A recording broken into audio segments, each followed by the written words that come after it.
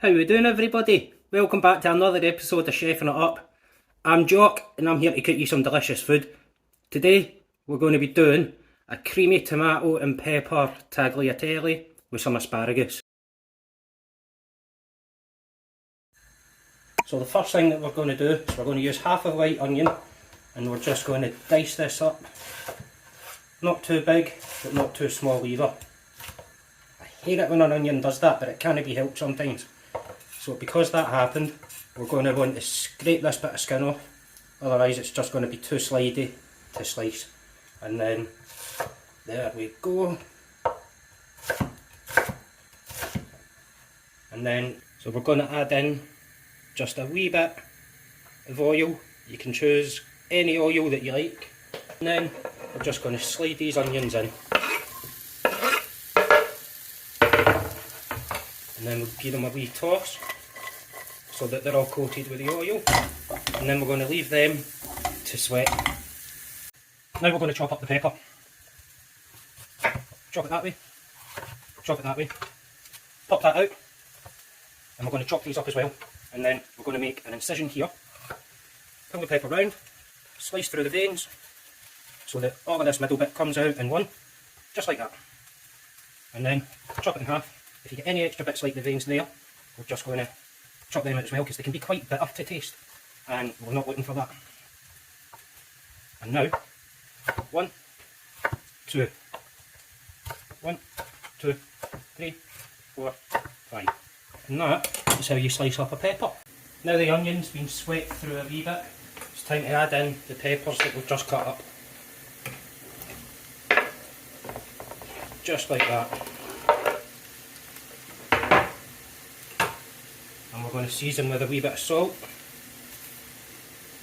and then we're going to give that a nice wee toss,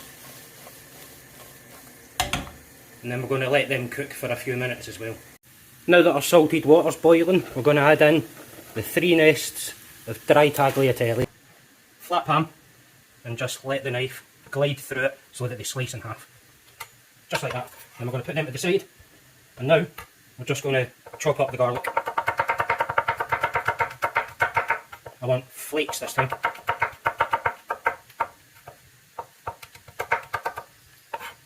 And this is oak smoked garlic.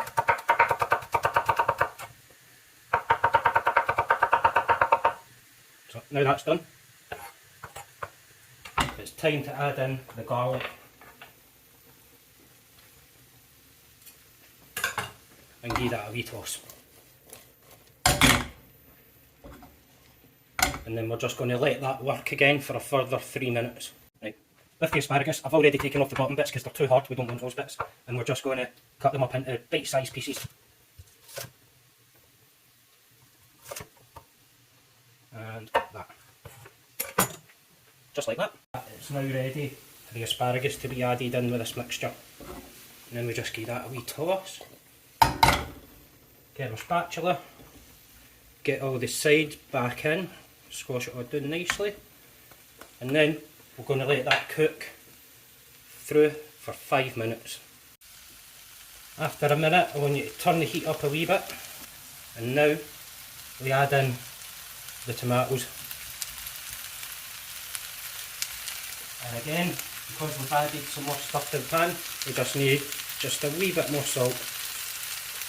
Not too much, just enough to help bring the flavours through of all the veggies that are in there. Another wee toss and let it work again. When you start seeing the veggies starting to get a wee bit of brown colouring on them, what I like to do at this stage is I like to add in just a wee knob of butter. As such, like that. We're going to give that a toss around again as well.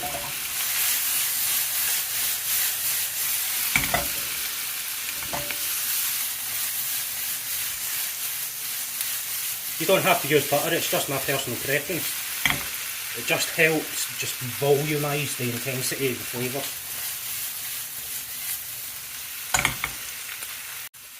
Right, that's been working for about a minute and a half. Now it's time to add in the cream.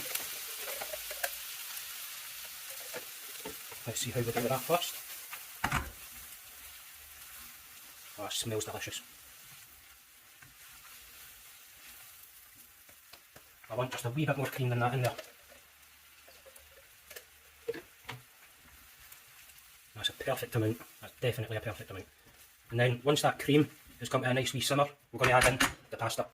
But before we add in the pasta, we're going to add in some pecorino. That'll do nicely. Let's just turn the heat up on that. Lovely. And because we've added the cream, I want to add in just a wee bit more salt, not too much because the pecorino's salty enough. And as soon as that's got a nice wee bubble and the cheese is melted through, now we can add the pasta.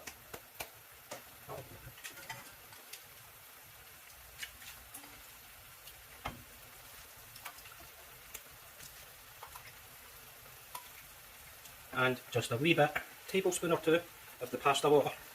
It genuinely makes all the difference to the sauce. It's an absolute game changer.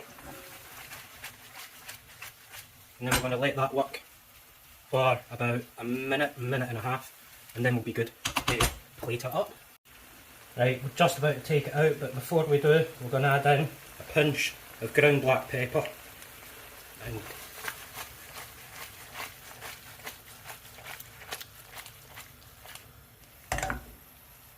And that, 30 seconds, and we're ready.